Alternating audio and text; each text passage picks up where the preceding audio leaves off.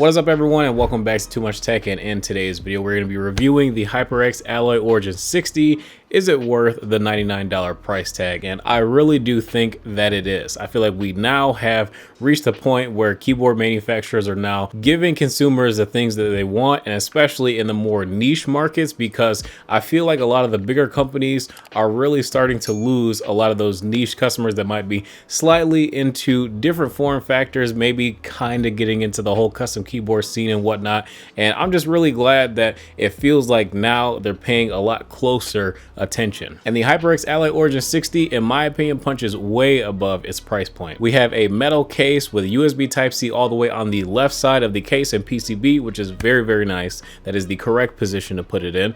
It could be over just a little bit more, but it's on the left side. I'm not really tripping. And the USB cable that they give you in the box is not bad. It's braided. It's pretty decent quality. 2 additional levels beyond the flat setting for height adjustability, so that's really good as well. I'm glad that they carried that over from the Ducky collaboration. It does feel very similar to a 1-2 Mini, and we do have a floating key design with this case as well. So like, it kind of looks like it wants to come up just a bit, but it is still more of a low profile case, but it's not a low profile keyboard. These switches are the HyperX red linear switches, and they actuate about 45 grams, and they are extremely smooth and very pleasant to use, and they sound pretty decent as well. In terms of listening for case ping and whatnot from the switches, I'm not really able to tell any unless I literally put my ear up to the board trying to type on it. Like, that's the only situation where you ever hear it. But beyond that, it's not nearly as bad as the Logitech G Pro that I tried a couple years ago that had horrible audible case ping from any distance away. Literally, you could hear it across the room. This, there might be just a little bit, but I can't notice it unless I'm literally listening for it and almost have my ear up to the keyboard. Take a quick listen to how these HyperX switches sound.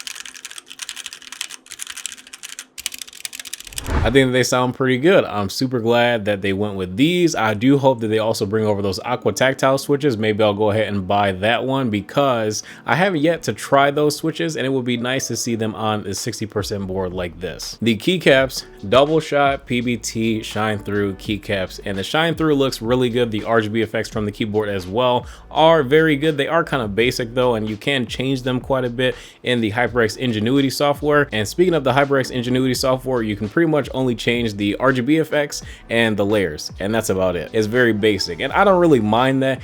It's better than having nothing. Getting back to the keycaps, printed on them is all of the shortcuts that you will ever need, and you might notice that the function key is all the way to the front right side of the keyboard as well, and that enables you to use the arrow keys literally to the left of it. You don't have to reach up to IJKL. Believe it or not, that's actually the reason why I never bought a Ducky, just because that just seemed extremely weird to me on the Ducky 1-2 Mini and any of the other keyboards that also kind of follow that whole IJKL arrow key situation. I just never bought into those because it's just a very weird, uncomfortable layout where having the function key at the front right side of the keyboard and reaching over to the Control Alt menu and question key is just a lot easier than trying to reach up to those other keys. Oh my God, thank the Lord that HyperX implemented the basically GK61 method of using the arrow keys on a 60% keyboard. They do give you a couple extra goodies in the box. They give you this typography space bar, which is okay.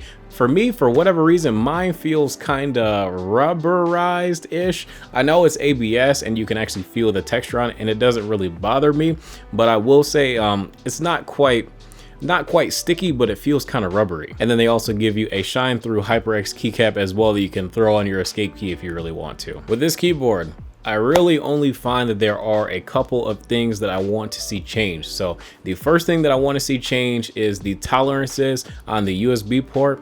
they're a little tight. So you can definitely use, custom USB-C cables if you really want to on this keyboard. In fact, since it's a standard layout, if you want to swap the keys, you can, and they're all gonna fit. But I would just like to see that as a quality of life improvement, because I've been using this TES cable. It's one of their updated premium cables that I think are about $35 on Amazon. I think it just looks really good with the black and red, and even the flat black cable as well on a HyperX board that typically goes with that red and black theme. But I will say that the tolerances for it did allow it still to work, but it was a pretty tight squeeze. So I would like to see those tolerances opened up just a little bit to allow for more ease of use for custom cables and whatnot. The second thing is the stabilizer. So my stabilizers weren't really horribly rattly, I would say, but you can definitely tell that they aren't lubed, and that's the problem. Like, the stabilizers are actually not horrible, they're relatively smooth, but they just aren't lubed. Well, there's a very minor amount of lube on there. So I'm debating on, okay, do I want to mod this thing,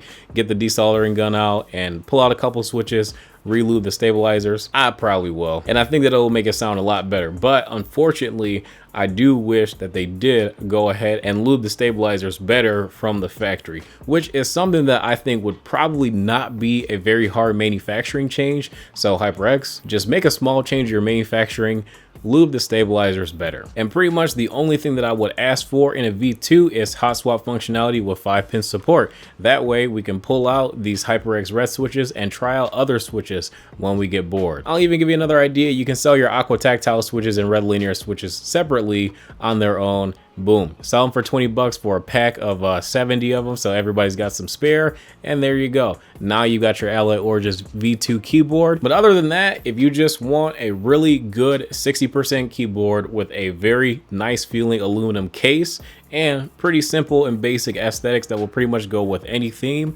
this is a pretty good board. 100 bucks, can't really go wrong. I want them to release a white version at some point as well. I think that would look clean. And yeah, that's pretty much it. HyperX, you did a good job.